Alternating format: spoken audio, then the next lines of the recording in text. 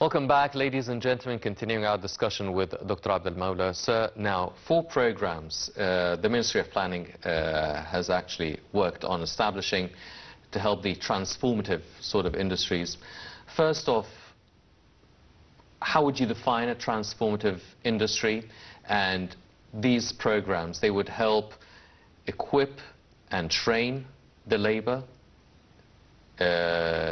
obviously depending on the needs of the job market. Also, they would help with the marketing, they would help with the finances, they would help with the legalization.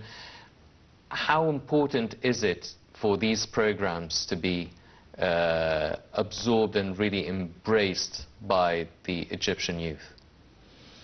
That would be great, because actually we are going side to side with such initiative, with a start in the meantime. Once you have started, once you have defined your target, once you have defined your goal, and you have defined the SMART objectives for yourself, which is currently for the country, for the youth, for the future. Once you have started to know your advantages and disadvantages for the business communities and industry in Egypt, that means you have started to recover step by step your needs for a better future. And this is exactly what we are talking about. This is, once you have decided to go into an integrated solution, that means you will reach your target very smartly. Well, about the training of the Egyptian labor and the Egyptian youth, would that be in collaboration with the technical education, the higher education and the technical universities? Would these programs start at that academic stage, or would it be a postgraduate training programs? Actually both. In addition to another fact, which is the Arab industry organization also is taking part in such training, with the military industry authority also is taking part in such a training, because they have very good experience in such field for a long time. So they have started to apply all techniques and all skills they acquired through years, for many years, to the labor which is needed right now. And when we talk about leader, we talk about actually 2 types of labor here. The labor which needs skills for the initiative, for the factories, for the industry, and also labor whom need real skills to be a part of the entrepreneurship community for producing on a very minor level and microeconomy level for the feed industries and business community in Egypt. Yes. That means really we're talking about an integrated solution. Well, the START initiative also works on the sustainable industrial development, and it is really being prioritized. What does it really mean to have a sustainable industrial development? I mean, when they help a certain industry or localize a certain, help localize a certain industry, what are the factors that would help it become more sustainable and would actually stand the test of time? If you need money as a business owner or as an entrepreneur or industrial partner or private sector, if you need money and I gave you the money, I don't know what will you do with it. Yes. You may have the experience to reallocate and use it properly, right? This is one aspect. If you need the training, if you just came and each one of what I'm talking about is different initiatives already existed. Yes. So what's good about START, that they have integrated all such services in the word or in the company START. So if you need money, I can give you money, but I don't know what would be the result with what you're doing. If you need training only, I can provide with training, with subsidized training, free or partially subsidized. If you need to recruit staff or labor, they can help with that. Those are different initiatives existed. But when you need to partner and to industry to settle industry in Egypt using all such tools, all such factors, this is the sustainable development which we are looking for. Finance, marketing, sales, skilled labor, and micro feed industries that will guarantee the sustainability and the success for such sectors. And such idea has become an idea, and it came to the land from Haya Karima. Yes. Haya Karima was just an initiative to give the people, or give specific people, the opportunity to live in a better way and to enjoy life in a better way, not best way, but in a better way than what they were. So the second initiative with the start came with, okay, I provided everything to start Haya Karima, but how about sustainability of Haya Karima? So you need to work, you need to produce, you need to be a part of the working communities in Egypt.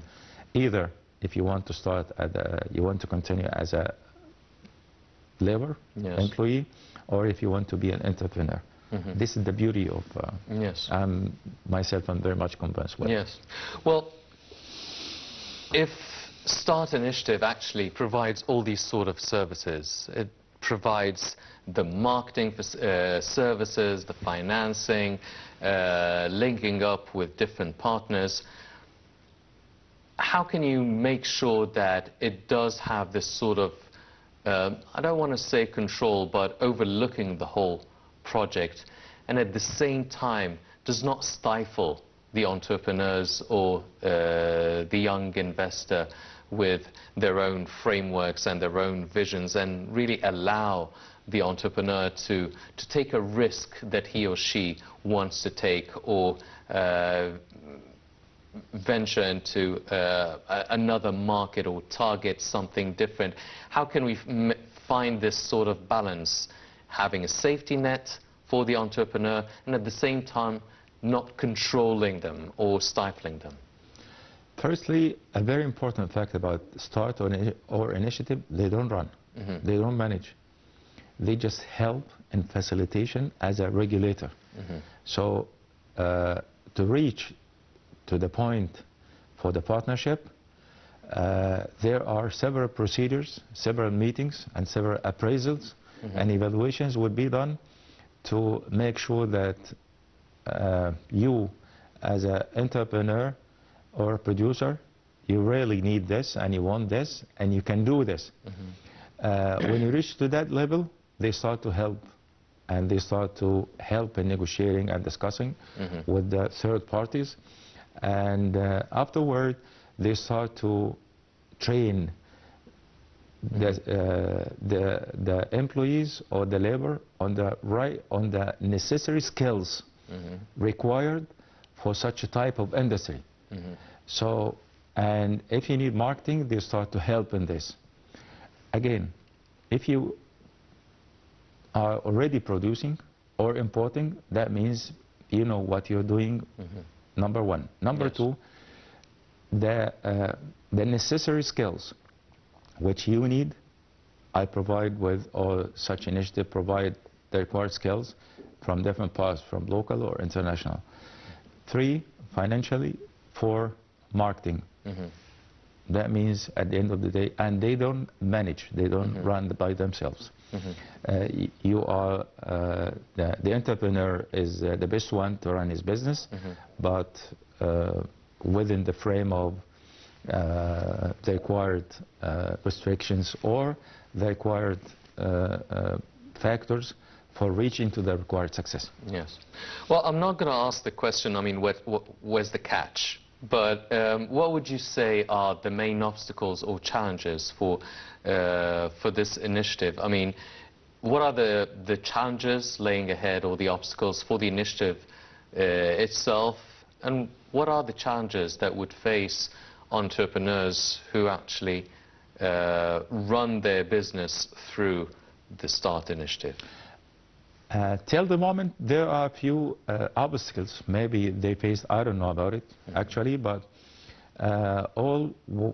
what I know is, whatever the obstacle was, they could make it, and they overcame the obstacle itself. And then, this number one. Number two, the initiative itself is supported by and sponsored by the president himself.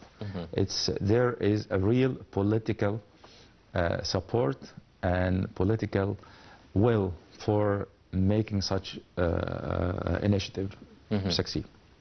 Do we want the START initiative to play a role in attracting foreign direct investment, or would it be better for this initiative to work solely with domestic and local entrepreneurs, with local Egyptian money being invested within this initiative? Do you feel that attracting foreign direct investment is a good way to expand this initiative? I mean, away from linking the different projects and the different investments with third parties, maybe abroad, but do you feel that it is a good chance to attract foreign direct investment? Definitely, yes. As long as you are, you as a producer or manufacturer, what is the landmark of success for you? I produce something, I sell it, I get the price, reinvest, reproduce, sell, and so on. This is the cycle. Yes. As long as this is working, in addition to the export aspect. But do you feel, I mean, because everybody's fearing, is always concerned about, it's two views really, about foreign direct investment. People are skeptical, people are suspicious about it. People are wary of where this foreign money is coming from, what are the intentions behind it, and some people are saying no, I mean, the only way to go forward and to go international is with foreign direct investment, but we still talk about the investment law and how it needs to be amended and it needs to be re-amended. Do you feel that there is some sort of a risk or worry about foreign direct investments? Of course not, because any country would be attractive. If it is attractive, that means when you start to attract the foreign direct investment, which means foreign partners are coming over to the country for putting more for having more money to be invested locally from outside the country itself. That means you have landmarks, you have advantages in this country, especially when we know that the country has spent almost 5-6 years spending on the infrastructure, lands, roads, trains, transportation, sea, whatever the infrastructure is, and few people has started to ask one day why we are doing all this, why we are spending all such money. This is the time, and this is those people have to know right now that such foreign parties, even if they are not too many right now, but there will be too many later on if the initiative and political support has been kept as it is, and they really wanted to reach to higher levels in such initiative. That means you are attracting more foreign parties, you are attracting foreign direct investment to be invested in different parts, not only in initiative. That means you as a country has started to attract people with their money. It's safe, political risk zero, or as minimal as it can be. Infrastructure is okay, laws and bureaucracy are being minimized or eliminated if we can, but there's nothing called elimination in the business, and so on. Yes. Well, as Dr. Mawla has mentioned, there's no need to be skeptical regarding any sort of foreign direct investment, and definitely a lot, everybody needs to check out the START initiative, make use of such a successful initiative that would actually not just help their own business, their own startups, but also the micro and macro Egyptian economy as a whole. Unfortunately, that's all the time we have for this edition of the Daily Debate. Before we go, I'd like to thank Dr. Nabil Mawla, the Professor of Strategic Planning. Dr. Mawla, always a pleasure having you with us on the show. Thank you very much. Thank you very much, sir. Thank you. Ladies and gentlemen, please stay tuned for more coming up on Nile International. I'm Hani Saif. Thank you for joining us.